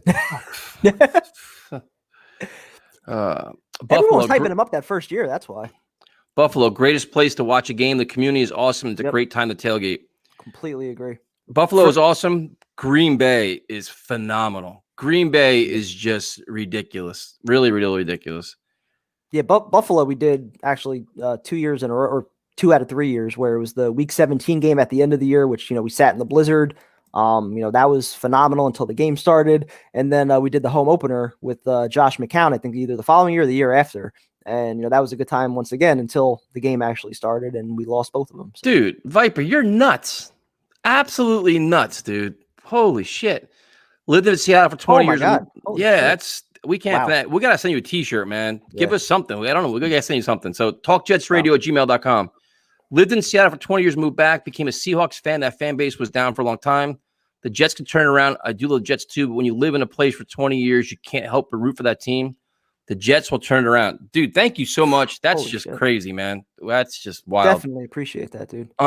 First of all, I've always wanted to visit Seattle because like the fans look so awesome, dude. Like the 12s, the environment, how loud it is. And it's like you like that football town. Like you go to Green Bay, you go to Buffalo, they live and die for the game. You go to MetLife, dude. It's like you see like Jet fans, Giant fans, a fucking clown wearing a Cowboy jersey. And that's a part of what's so painful about watching games in Seattle. Like, I mean, at least when there's, the typical fans in there, because I feel like to a certain extent, that was kind of what we used to watch in Giant Stadium, where it was the same fans week in and week out. We were rowdy, we were crazy, we were drunk, we were assholes. But like, again, we were there every single week and we had a home field advantage. We had an actual atmosphere. And so whether the game was bad, whether the team was good, like it didn't matter. We showed up. And like that was fun to be a part of. And so Seattle gets to have that now, along with good football over the past decade, which makes it even better. So, Pete Carroll. Yeah. So once again, thank you very much. That's just crazy, man. Like I don't even please talkjetsradio@gmail.com. Send us your address. I'll send you some shirts, man. Like they're not Jet shirts, they're MMA shirts that we sold. So I can send the other, as long as you're an XL, I could send the other Let's Talk Jet shirt I have. So get one for Shaq too. Yep. Thank you, man. That's just crazy, man. I don't get speechless often. I'm definitely speechless with that, man. It's an awesome. I mean, if I lived in Seattle, dude, I would love it. Like that's just like that's an environment you can look forward to. And then you know what the thing is, you feel like you're a part of something, man. Like it's so loud, it's rowdy. Yep. The team plays it. Everybody can feed off it. He's an XL. Perfect. Bingo. Awesome. Yeah, and I'll get you. And I'm pretty sure I have we have like this New Jersey MMA stuff. You get to see that shit. I have shirts like that, so I'll get you some sort of shirts too. Let's see. The new coach has to be someone who can attract the interest of some free agents because the current team playing isn't doing it. Completely agree, man. It's gotta be money's gonna bring guys here, but it's gotta be a coach people believe in. Like I think honestly, Eric Bieniemy's like, dude, like if you're an offensive player, do you want to go play? Yeah, but do you really think they're going into this offseason though with the intention of building the team through free agency? But I'm saying is if it's part of the process where you want to have a coach that you can market. Like right now, nobody wants to play for Adam Gase. I don't give a shit. Nobody's telling you. Nobody. Yeah. That's your Jets tax kicks in. Yeah. But I think if you have a guy like Eric Bieniemy, who I think is respected, a young receiver that's maybe not a top, maybe like a middle level receiver, say, you know what, I want to go try his offense out. I can you can market that a little bit. Or maybe even a Jim Harbaugh. Like, listen, maybe guys like him. Like, listen, this is a guy I know can win. He's been there, done that. So if you're like, say, if it's between us and the Jaguars, do you want to play for Harbaugh or Doug Marrone, or whoever the hell the coach is down there now? Yeah. You know what I mean? Like that's who knows? I'm just curious, again, based on what we've seen over the last year and a half, and I understand Joe Douglas was trying to clear some contracts out, but whether or not he'd go the extra mile to sign somebody in free agency, because he hasn't really given that impression that he'd be willing to do that yet. Yeah. Dude, yeah, definitely email us, man. Give us your address. We got all kinds of shit going your way. We definitely appreciate it, man. And we have I owe Michael and Cater. How do you spell that? Qatr. Cater? Is that how you say it? Qatar? I'm working on that too, dude. That shit. Mail the shirt there is definitely interesting. Like, oh yeah. Let's see. How much of the cap does JD have to spend next year? Don't see him spend like McCagnon. He's gonna have like 80 million next year. So could have more than that, because I'm pretty sure there's certain guys they could kind of cut bait with if they want to expand that a little more. Yep. Let's see what we got here. How many masks can Primetime get with $100? Oh yeah. Hey man, definitely gonna have what's up, boys? What's up, Rocco? I mean, definitely have Gase on tomorrow night because he made me angry as hell today. I have to do something. Yep, we'll have him. If we draft that stud quarterback, we would be able to get free agents. The Trevor Lawrence factor could be. Maybe get some other players to go with him. Personally, I'd still love to draft more wide receivers. Kind of have those, kids come into the league together, develop together. If Jets Radio could find a way for Fireman Ed to be here, then the Jets manager could find a way to get Gase out of here. It's not very difficult, man. He should have been gone 6 weeks ago. Should have been gone last year. Why don't either of you guys wear Jet gear? Well, it's funny because we can't. Well, we can. Yeah, we can if we want to deal with in theory, we're under a different set of criteria than everybody else in the YouTube world. Because we're so highly unliked that if you do a show like this and wear Jets gear, you could be representing the Jets, and therefore they could take down all your content. In theory. So that's why we cannot do that. Like Kevin has the Jets towel behind him. That's not actually wearing the gear. If you wear the gear and you're representing the Jets, then and you cannot do that. Am I lying, dude? Right? Like no. Again, I still think there's going to be a day where we eventually get just like so hammered that I break out that email and I read it line for line, the things that they cited me and like the podcast, the website that we used to do, all that shit, like what they cited us for. You guys see the replay of Murray making Adams look like a chump. I haven't had the game on because I didn't want to be distracted. So let's see. Tyson and Primetime, are you guys worried that the Chargers will get a big lead and blow it like they have all season? Atlanta has a beautiful stadium as well, and it's cheap to eat and drink. Atlanta does some really cool things, man. They have all those package deals too with the food.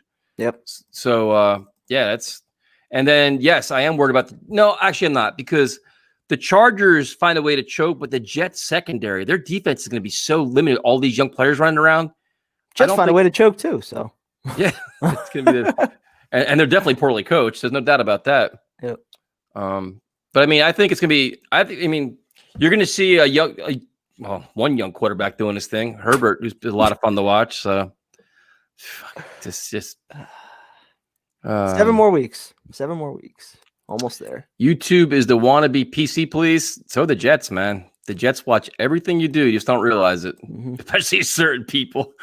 Great interview with Fireman Ed. What a guy. I'd be honored to have his autograph. Jets fans. It will get better to believe. Dude, talkjetsradio@gmail.com. Email us your address, and then we can work it out. We can get something signed by him, man. He's super cool with that kind of stuff. We see it all the time in the parking lot and stuff. He's always doing a lot of really cool things. Jets are the worst second half team in NFL history. No, that's true. Let's see. Who exactly from the Jets wrote you guys back in the day? We will torment them with phone calls to back you guys up. We're not going to go that far. We won't tell you, but as an organization, they've made their decision of how to handle certain things. There's one story I really want to share with our buddy Glatt. It's up to you, man. That's we'll save it for another day. Some were really liquored up. Yep, that'll be a good story. Flacco scares the crap. What I'm talking about? Yeah, I sure do. Flacco scares the crap out of me. Yep. I mean, who knows, man? That'd be the worst thing to win with him on Sunday. That's just terrible. Yeah. And he looked good against the Patriots too. So Sam Darnold will not take another snap this season. I mean, for his sake, I hope not. He's not even practicing this week either, dude. He's gonna be out next week. No. He has no reason to. I mean, if he's looking out for himself, for his long-term future, he has no reason to take another snap. But yeah, I mean, selfishly, I'm still hoping he goes out there and. But if it's today's Thursday. He didn't practice today, so he's going to be out. Like, so now you're already going into next week. We'll even practice next week. So you want to at least He's definitely not playing next week. I don't think. No, if he's not practicing this week, no. They're going to play him like last 2 weeks of the season, which is just so stupid. Mm-hmm. Prime time. We deserve the email you got from the YouTube. No, it's not from the YouTube, man. The YouTube doesn't really bother us that much. Yeah, YouTube's good with us. They actually like us. It's the Jets that hate us. Yeah, it was email from NFL lawyers that were sent out by the Jets. Yeah, when we go big, man. We don't. Oh shit. Jim Harbaugh to the Jets. I mean, it's definitely a topic, man. Once he gets fired or gets run out of town in Michigan. Yep. There was a good comment. I just missed it. Here you go. Do you think the 86 team was better than the 98 team? McNeil, Toon, Schuler, Wesley? I mean, they were good. They were really good. It's a good question. My dad, I was gonna say my dad always raves about that 86 team. They were good, man. That was with the gas and no roughing the passer, right? Yep, the fucking missed field goals. Yep. That's a definitely a good point. At talkjetsradio@gmail.com if you want. We can help you out, get some Ed autographs out there. You guys, talkjetsradio@gmail.com.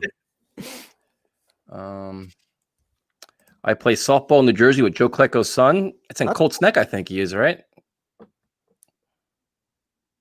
That's right, I think he is. His son was on the Patriots, right? Or the same son or a different son? Well, Dan Klecko. Oh, yeah. I don't know if he has multiple. Keyshawn was amazing in 98. That was one of my favorite players, man. He was just awesome.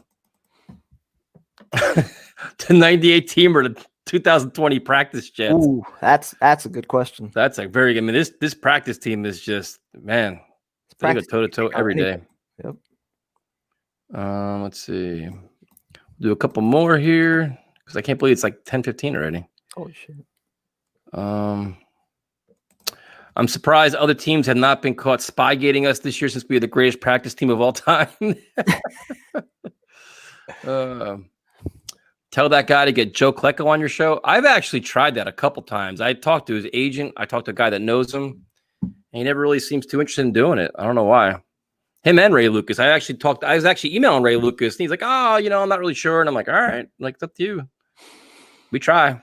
So if you guys can get him on, We'll definitely have him on. Be an honor. Let's see what else we got here. Is there one person you really want to interview, Kevin? Like, who would be your person? Probably Curtis. Curtis? Yeah. Yeah. There's like him, like me, like I think Pennington would be interesting too. Yeah. Pick his brain a little bit. Rex would be fun. Rex, can you imagine? Yeah. Let's see. Mark Sanchez as coach. Good God. Can you imagine? We actually did Bob Wischusen. Yeah. We did him on the radio show last year. We've had all those guys. We had Bob Wischusen. We had Marty Lyons. Almost all of our interviews, I'm pretty sure, from the last maybe 3 to 4 years. If you go on YouTube, if you click on the playlist, I'm pretty sure they're all kind of listed on there. Yeah. Namath will do the show if you promote his charitable functions. I mean, we try. I mean, he wanted to promote his the knives the one time, his tailgate knives or some shit like that. And there's all kinds of rules. I couldn't keep track of all the rules. I'm like, I don't like. When did Joe Namath have tailgate knives? I don't even remember that. It was like 2 years ago. Is Klecko a Hall of Famer? Yes, undisputed. It's a crime. He's not positions. Yeah, he's got to be. Yeah, I mean, it's ridiculous he's not in there. That's like the bullshit Jet stuff. Yep. There's no way. I mean, even guys like Peter King vouch for him. Like, they all vouch for him.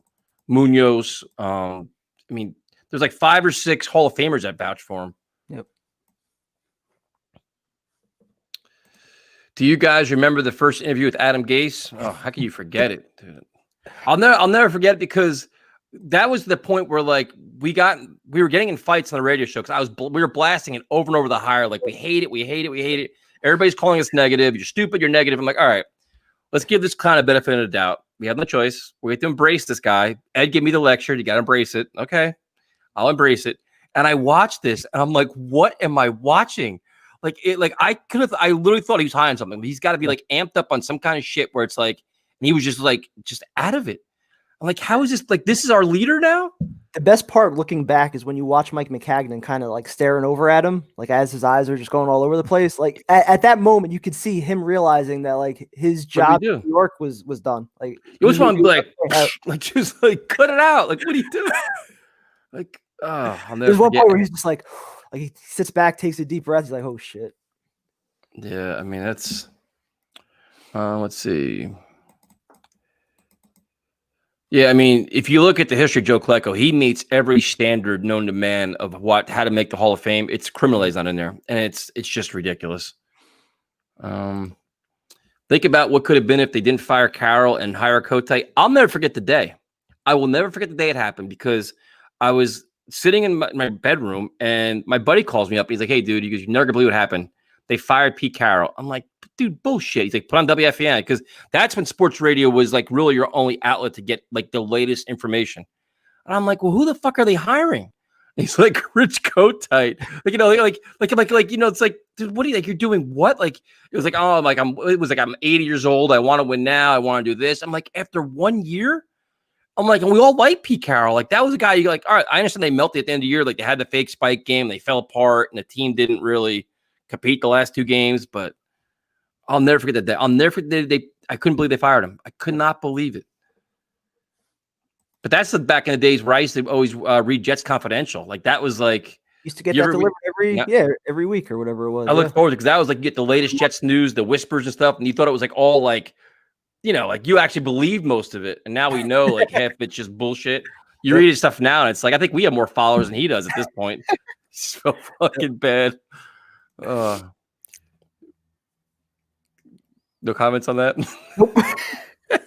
I was going to say, NYSF Mag kind of took over the Jets Confidential space for a little bit, but that's also part of the email that I could get into one of these days.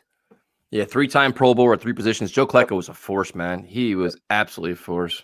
Yep. Let's see. Is Mangold a Hall of Famer? I don't know. You can put him in. I don't think so. Was he ever the best at his position for a long period? I mean, he was always up there. I mean, he was always top 5 as far as centers go. But like Mawai was dominant, man. Was Mangold was consistent, play like a very good level. Was he elite? Like Mawai was. That's a tough one. Yeah. I personally, I mean, him and Diebrich as Jet fans, you want to think they can go in, but like they're probably just a step below where Mawai was. But I don't know. Would love to tailgate with you guys. Oh, our tailgate. You have no idea, man. We have like beer pong and flip cup, and the beer pong gets heated, and we start betting on it. And I think this Sunday we should set up beer pong. How? We put on our layers. We go outside. You bring your camera, and we set up a beer pong game. What are you out of your mind? Why? What else would we be doing on a Sunday when the Jets are playing? We'd be at MetLife Stadium at 8 a.m. playing beer pong. So why not do it virtually? When this pandemic is in control, Sasha, what's up, man? When this pandemic is in control and I can come over to the U.S., would you rather have me bring over German beer or cook German food for you? Ooh. Listen. Tyson will probably take the German beer and I'll take the German food. I'll take the food, all like the bratwurst and all the wurst and the schnitzels and all that stuff. I'm down for that, man. Definitely down for some good food. Hey, guys, being a Giants fan living in North Carolina, if I ever get a chance to go to a Jets game, I'd tailgate with you guys. Favorite Jet was Wayne Corbett, fellow Hofstra alum. Used to love going out to Hofstra watching him. Yeah. I mean, listen, once this craziness gets over, our tailgates, we'll invite everybody, man. We'll go to tailgates. We'll go to bars, wherever you guys want. I'm down for anything. Bars Definitely. For the road games. And, well, hold on. How are we going to do tailgates if we're not going to games, if Adam Gase is coaching? He's not going to be. I'm already sure. Hope so. This question. Why was Bilal Powell let go? Did he latch on to another club? He did not. We're Gary V now doing a lot of stuff, but how do we answer that one? I think we all know the answer to that one. A certain coach preferred somebody else. Yep. I guess Adam Gase liked everybody but him, unfortunately. I think Joe Douglas liked him, but I guess Adam Gase didn't. Mm-hmm. So let's see. Y'all winning this week, guys. Trust? I hope not, man. I hope not. I'm a little worried about this week, not gonna lie. Coming off the bye week. Let's beer pong Jets. See what you started now? Yep. See? Will you guys do tailgate fan meetups? Dude, we were just going to hang out. We'll just have a tailgate. We'll say, here's a lot. Here's where we're all going to be at. Just bring beer and let's drink. Yep. We're easy, man. We're real easy to get along with. I usually bring plenty of food, so. Yeah, we'll definitely arrange all that shit, man. This was the really sad thing. How many concussions Corbett have? 8 or more. That game against the Rams, I think, right? When they showed him on the big screen, his eyes were like possessed. I thought it was Tampa. That was like Tampa? when I thought that was when Vinny came back for that last year, right? That was terrible, man. That was one of the worst. There was a couple things that you saw that just was not good, man. Not good at all. Especially towards the end. Yep. Cool thing is, we did a charity flag football game at the Jets facility, and Wayne Corbett actually ended up coaching us. That's cool. So it was against him against Dustin, and Dustin Keller coached the opponent. It was cool as hell, man. He's giving us routes to run and shit. He was super cool, man. Really nice guy. Primetime wants German Truly. That even exists? Let's see. Any score predictions? Well, you got to watch our pregame Friday, show tomorrow. Tomorrow night, 8 o'clock. And we're going to have special guests tomorrow night. Guaranteed special guests tomorrow night. Guarantee it. It isn't going to be a show of complete chaos. Is CTE a big problem in MMA? A bigger problem in boxing than MMA, because boxing is continuous strikes to the head. MMA isn't really like that. There's all the takedowns, and it's not, the volume normally isn't as much. And to be honest with you, what they're doing now in MMA is there's not as many hard sparring days as there used to be. They used to spar 3 or 4 times a week, very hard sparring. A lot of teams are cutting it back now, where it's like 1 hard spar a week. They're doing more technical sparring, where it's not hard blows to the head, so you can get to the fight healthy and avoid constant concussions. Something to know, man. Yeah, learn something new every day. Yeah, no, it's a big factor. Let's see. Can you tell us what Jets gear you have behind you? What do you got behind you? Oh, me? Oh, I don't think you want to see what's behind me, but I'm going to show it anyway, because it's the Ultimate Sadness collection. Hold on one sec. Uh-oh. Yep. Here it comes. Here's one of them. Oh, Christ. Is it a Geno Head bobblehead? There it is. Geno Smith bobblehead. And hold on. Behind the camera, I also have. This is not for sale, by the way. I'm not selling it. A Hackenberg rookie card. Oh my God, that's worth about 30 cents. Mint condition. Yeah. The Hack Attack. I got all kinds of stuff behind me. I got like, we'll do it in there. I got like all kinds of autograph shit. You know what else I got? Uh-oh. You're gonna be scared to see this one. Don't do it. The last time. Oh, the 98 shirt. Oh, no, it's not. Is it? Yep. 2002. Last time we won the division. Oh my God. Yep. I have all those, like the shirts. I have the little towels. I have all that stuff, man. Oh, it's terrible. Yep. Let's see. He said, "Uh-oh, Jets PR coming after you." No, we're not wearing it though. We're just showing. I didn't put it on. It's not for sale. Yeah, I got all kinds of shit behind me. Is Tyson gonna crack up when Coach Gase drinks through the mask? I can't get through that, man. I cannot get through it. It's between that and the ears. I can't. The worst thing, I keep staring at them. I see them. I can't stop looking at them. What's even better is I know how to break you now. Just get you off your game. Great show, guys, on a boring Thursday night. Thank you. Thank you for joining us. Thanks, Bob. That's a good question.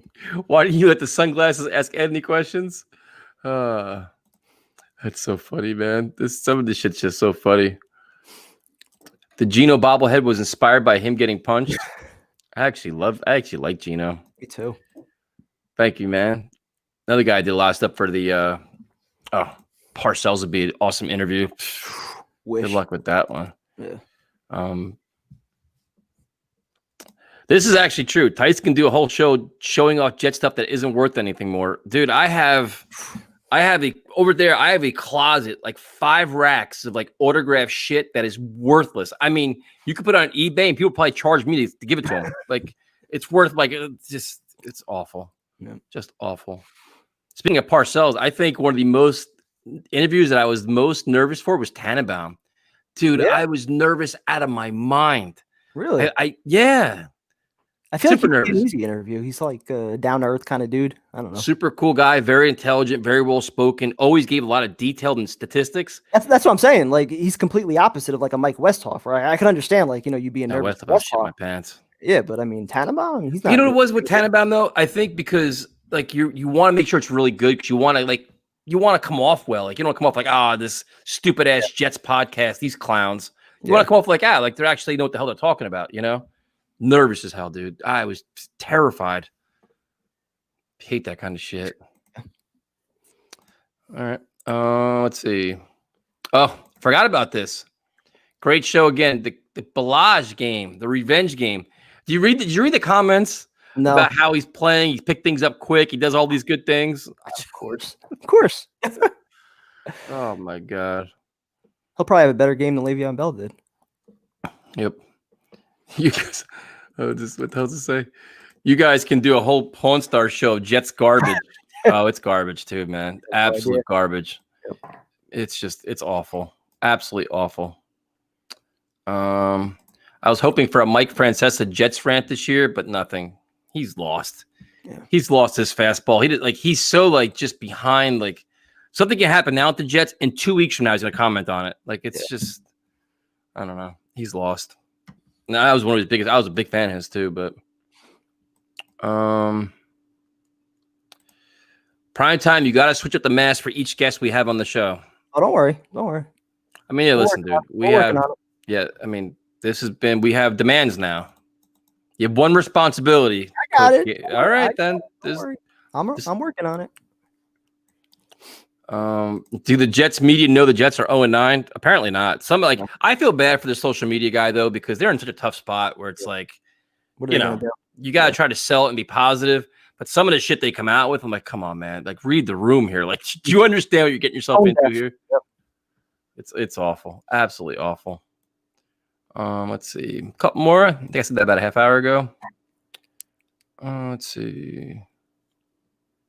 All right. Tyson or prime time. Who shotguns if Balaj gets a TD or 100 rushing yards this weekend? I think we both should have to shotgun if Balaj gets a touchdown. I'll do that. Yeah, that's fair. All right. Don't worry, Tyson. We don't win on the West Coast. That's actually fair, man. That is, we always play like shit. We're like zombies on the West Coast.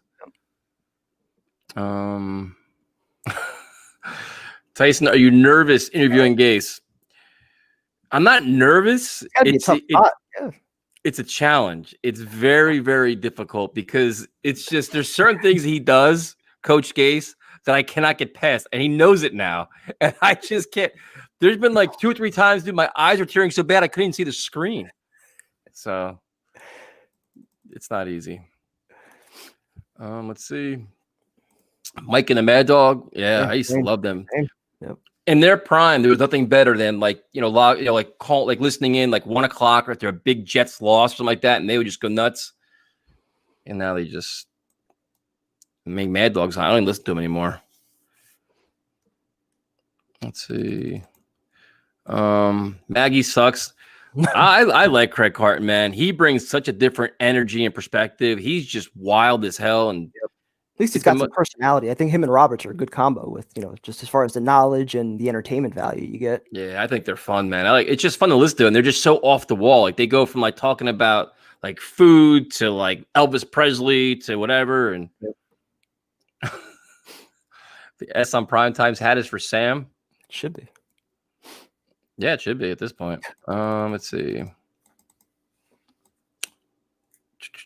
You don't throw it away. Just threw away my Jamal jersey and my Le'Veon jersey. Might try and make my money back. Dude, don't throw them away, man. Give them, donate them to the Salvation Army. Yeah. Donate, never throw away clothes, man. Give that shit back. I mean, the people may not want to wear it, but at least it's the right cause. Especially jerseys. I mean, you could always scratch out the name and put somebody else back there or something. Yeah, or just donate it, man. Give it back. Let's see. I called him the Carton and Boomer. He called me Brandon. Okay. Interesting. Let's see. I guess what we'll do prime time. Let's see. The whole WFAN sucks. I mean, I like Boomer and Gio in the morning. I like Carton and Roberts. I like them. Maggie and the other one, I can't take them at all. They're horrible. Listen, and JJ's pretty wild too. He does all kinds of crazy shit. He does some good content on like betting and stuff. Yeah. Ashton says hi, prime time. What's up, Ashton? And let's see.